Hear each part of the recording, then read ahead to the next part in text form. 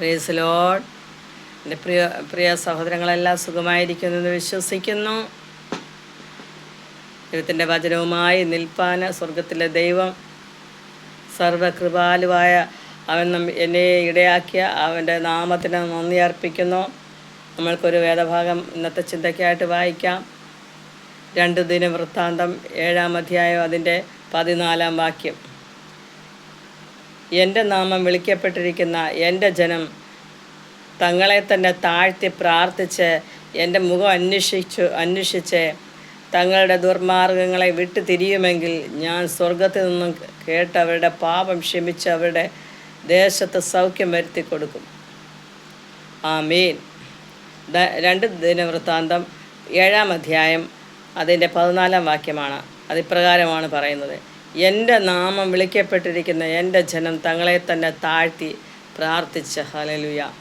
ആമീൻ. ദൈവത്തിൻ്റെ നാമം എന്ന് എൻ്റെ ജനം, എൻ്റെ നാമം വിളിക്കപ്പെട്ടിരിക്കുന്ന എൻ്റെ ജനം, ദൈവത്തിൻ്റെ ജനം എന്ന പേര് പറയുകയും അവൻ്റെ വചനത്തിൽ അനുസരിക്കാതെ നാം മുമ്പോട്ട് പോയാൽ ദൈവം നമ്മെ കൈവിടും. എന്നാൽ അവൻ്റെ പാദപീഠത്തിൽ അവനെ അനുസരിച്ചുകൊണ്ട് നാം മുമ്പോട്ട് പോകുന്നുവെങ്കിൽ, അവൻ്റെ നാമത്തിൽ ആശ്രയിച്ചുകൊണ്ട് നമ്മളെ തന്നെ താഴ്ത്തി നമ്മുടെ ദുർമാർഗങ്ങളെ വിട്ടുതിരിഞ്ഞ് ദൈവത്തെങ്കിലേക്ക് തിരിയുമെങ്കിൽ അവൻ നമ്മെ സൗഖ്യമാക്കുന്ന ദൈവമാണ്. നമ്മുടെ പാപങ്ങളെ ക്ഷമിക്കുന്ന ദൈവമാണ്. അവനിൽ നമുക്ക് ആശ്രയിക്കാം. പലപ്പോഴും നമ്മുടെ ജീവിതത്തിൽ കുറവുകൾ, കുറ്റങ്ങളൊക്കെ വന്നിട്ടുണ്ട്.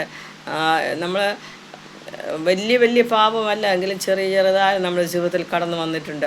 അതെല്ലാം ക്ഷമിച്ച് അപ്പൻ മക്കളോട് കരുണ തോന്നുന്ന പോലെ യഹോവ തൻ്റെ ഭക്തന്മാരോട് കരുണ തോന്നുന്ന ദൈവമാണ്.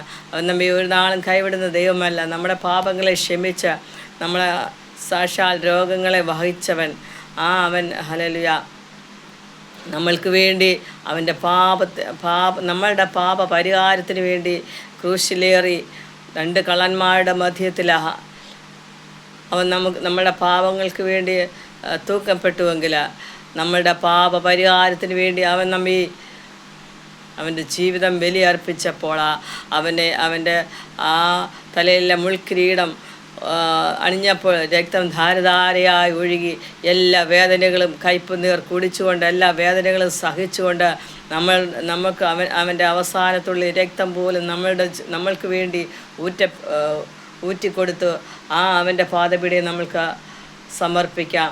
അവന് വേണ്ടി നമുക്ക് ജീവിക്കാം. അവൻ്റെ വചനം നമുക്ക് ലോകത്തിൽ ഉയർത്താം, അനേകരുടെ ഇടയിലേക്ക് പകർത്താം. അനേകർക്ക് അവൻ്റെ വചനം പകരുന്നുവെങ്കിൽ നമ്മുടെ ജീവിതത്തിൽ വിടുതലും ആശ്വാസത്തിനും കാരണമാകും. അവൻ നമ്മെ സൗഖ്യം വരുത്തുന്ന ദൈവമാണ്. നമ്മുടെ പാപങ്ങളെ ക്ഷമിക്കുന്ന ദൈവമാണ്. അവൻ്റെ പാദപീഠത്തിൽ നമുക്ക് അണയുന്നുവെങ്കിൽ ഈ വചനം നമ്മുടെ ജീവിതത്തിൽ അനുഗ്രഹമാക്കി തീർക്കും ദൈവമക്കളെ. പലപ്പോഴും നമ്മൾ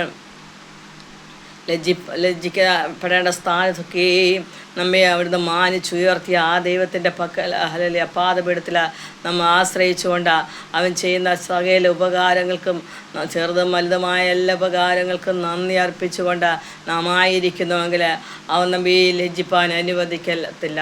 ദേശത്ത് നമ്മെ കൈവിടത്തില്ല.